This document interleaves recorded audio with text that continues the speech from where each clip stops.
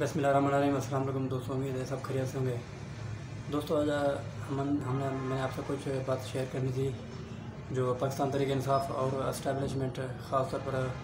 पाक फ़ौज के दरमियान जो आजकल जो अफरा तफरी चल रही है, जो इनमें अख्तलाफात पैदा हो गए हैं, उस हवाले से। दोस्तों आप लोग जानते हैं कि जनरल फैज़ हमीद जो साबिक़ DGSI थे, उनको DGSI से ओहदे से पेशावर का कोर कमांडर लगा दिया गया और उनकी जगह जनरल जावेद नदीम साहब ने ले ली, साबिक़ DGSI की। तो इसका तरीक़ाकार ये तो है कि जो भी नया DGSI बनता है या किसी भी कोर कमांडर को किसी दूसरी जगह भेजा जाता है, तो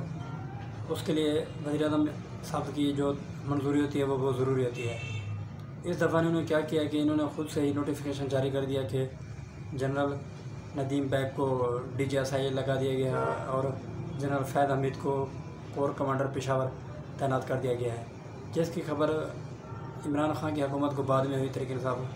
की हुकूमत को बाद में पता चला कि फ़ौज में ये तबादले हुए हैं और इस तरह से फैज़ हमीद को ओहदे से हटाकर दूसरे ओहदे पर तब्दील कर दिया गया है। क्योंकि जब तक कोई भी अगर कोई DGSI हो या कोई कोर कमांडर हो, जब उसको कोई दूसरा ओहदा दिया जाता है तो उसकी जगह पर कोई और बंदा तैनात किया जाता है जो उसकी जगह पर ड्यूटी देता है। तो इस हवाले से हुकूमत और एस्टेब्लिशमेंट में ख़ास तौर पर चपकलिश हुई है। इसी वजह से अभी तक जो DGSI ISI हैं, जनरल नदीम बैग साहब और फैज़ हमीद जिनको पेशावर कोर कमांडर बनाया गया है, उनका नोटिफिकेशन अभी तक जारी नहीं हुआ। कल एक इनकी मीटिंग हुई है जो कि एक आधे घंटे की मीटिंग थी, लेकिन इनको 15 से 20 मिनट में वो मीटिंग ख़त्म करनी पड़ी, जिस पर जो वज़ीर-ए-आज़म इमरान खान उसके जो मुख्तलिफ जो वज़रा हैं, उन्होंने इमरान खान को ये कैल करने की कोशिश की कि आप इनका नोटिफिकेशन जारी कर दें ताकि हुकूमत और फ़ौज के दरमियान मज़ीद तनाज़ात से बचा जा सके। लेकिन इमरान खान को वो इस बात पर कैल नहीं कर सके। लेकिन उनका कहना था कि जो फैज़ हमीद साहब हैं, उनकी जो तैनाती है उनकी राय के बगैर की गई, और इसकी वजह ये भी है कि जब तक वज़ीर-ए-आज़म साहब ना चाहें तो किसी भी बड़े ओहदे पर उनको तरक्की नहीं दी जा सकती, ना ही किसी का ओहदा चेंज किया जा सकता है। ये सब कुछ उनकी मर्ज़ी के बगैर किया गया, जिसकी वजह से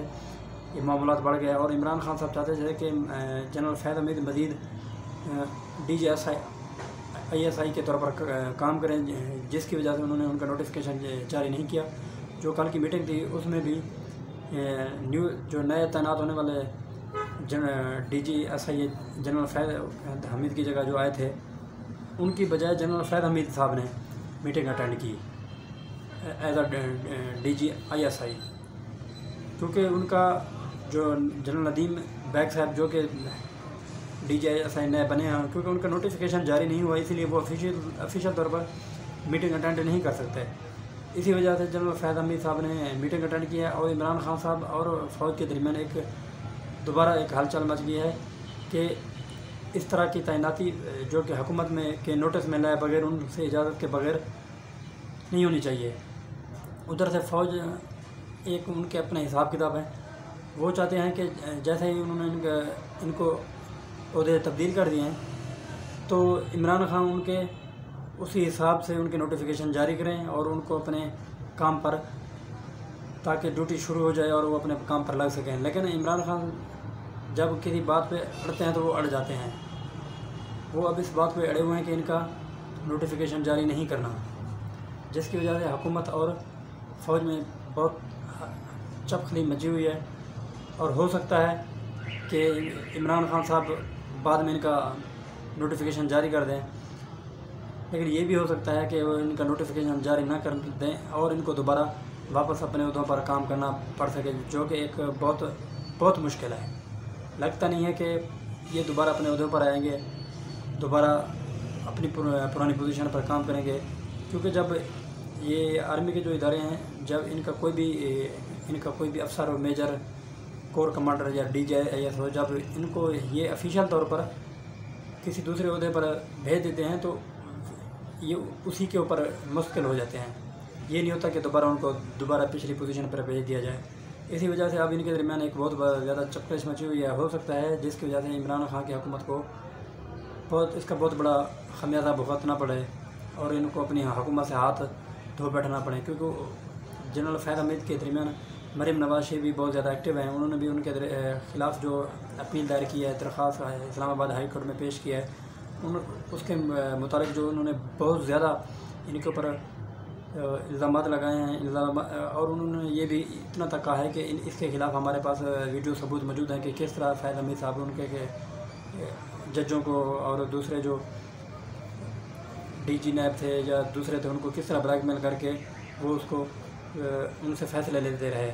इस वजह से अब हो सकता है कि जनरल फैज़ हमीद साहब को अपने दूसरे उहदे से भी हाथ धो के बैठना पड़े, क्योंकि अब जो सिचुएशन चल रही है वो मुस्लिम लीग नून और आवाम की जो ताकत है वो बहुत ज़्यादा है, जिसकी वजह से हो सकता है मरीम नवाज़ शरीफ इस बार कामयाब हो जाएं। और दूसरी तरफ देखा जाए कि शहबाज शरीफ साहब हैं जो कि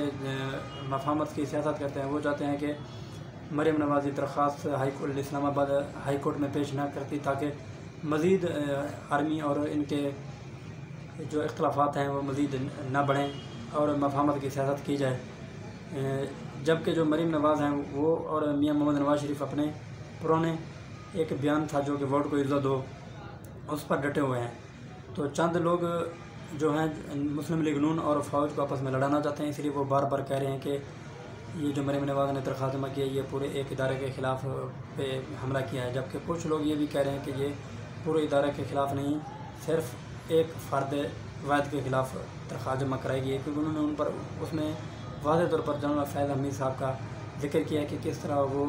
जजों को जस्टिस शौकत सदीदी को, जस्टिस अतर मिन्नाल्लाह और इस तरह के जो जज थे जो बेंच की सरबराही कर रहे थे, उसको किस तरह वो ब्लैकमेल करते रहे, किस तरह वो उनसे अपनी मर्ज़ी के फ़ैसले लेते रहे और किस तरह वो उन्होंने अपोजिशन के ख़िलाफ़ केस बनाए, किस तरह इनको मुख्तलिफ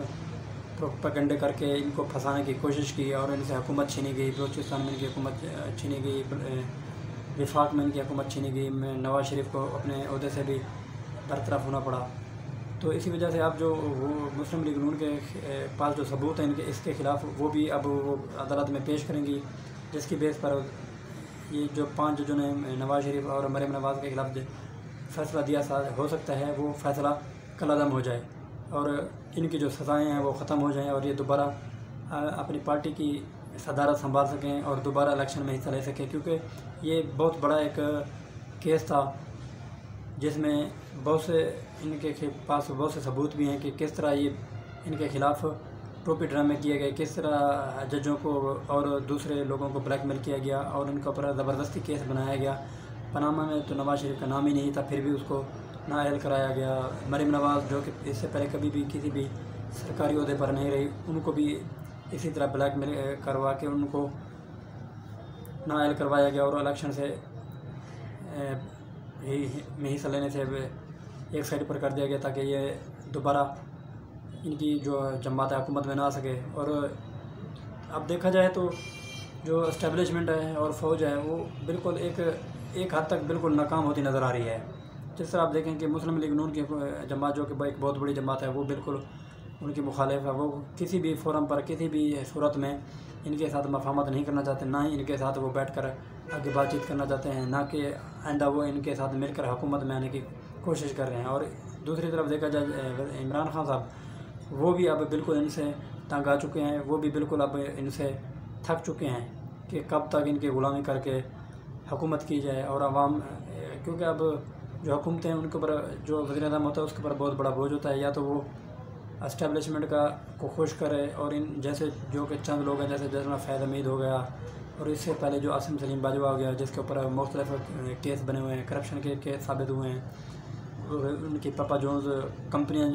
बाहर निकल रही हैं, लाख 1.5 लाख लेने वाला शख्स अरबों रुपये का मालिक बन गया है। तो इसका मतलब क्या हुआ कि ये जो अवामी पैसा है, जो भी ये मुल्क की बेहतरी के लिए जो इनको फ़ंड मिलता है ये उसमें से करप्शन करते हैं और अपनी ज़ाती जायदादें बनाने के चक्कर में। इसी वजह से अब तहरीक इंसाफ की हुकूमत ख़ास तौर पर इमरान खान भी इनसे थक चुके हैं। अब वो भी नहीं चाहते कि इनके साथ मज़ीद चला जाए, वो भी चाहते हैं कि अब एक अवामी ताकत है, एक अवामी हुकूमत है जिसको ब्लैकमेल ना किया जा सके, जिससे अपनी मर्ज़ी के फ़ैसले ना लिए जा सकें। और एस्टेब्लिशमेंट भी अब मुकम्मल तौर पर इमरान खान से थक चुकी है कि वो भी नहीं चाहती कि अब मज़ीद मुल्क को डुबाया जाए। मज़ीद मुल्क, जैसा कि आप देखें, अब तरक्की से अब देखें क्या हाल हो गया, तबाही की तरफ मुल्क आ गया है। तरक्की तो तरक्की, अब बिल्कुल तबाही हो गई है मुल्क की। हमारा मुल्क जो एक तरक्की में एक बहुत ज़्यादा आगे बढ़ रहा था, अब वो तबाही की तरफ बढ़ रहा है। अब जितने भी मुल्क हों, सबसे ज़्यादा जो मईशत की तबाही देखी जाए या दूसरे मामलात देखे जाएँ, गैर मुल्कियों क्यों यहाँ फ़ॉरेन इनकी पॉलिसी देखी जाए, सबसे जो हमारा मुल्क पाकिस्तान है उसकी जो पॉलिसी है सबसे वो पीछे है। वो है इसलिए अब एस्टेब्लिशमेंट भी नहीं चाहती कि मज़ीद इनको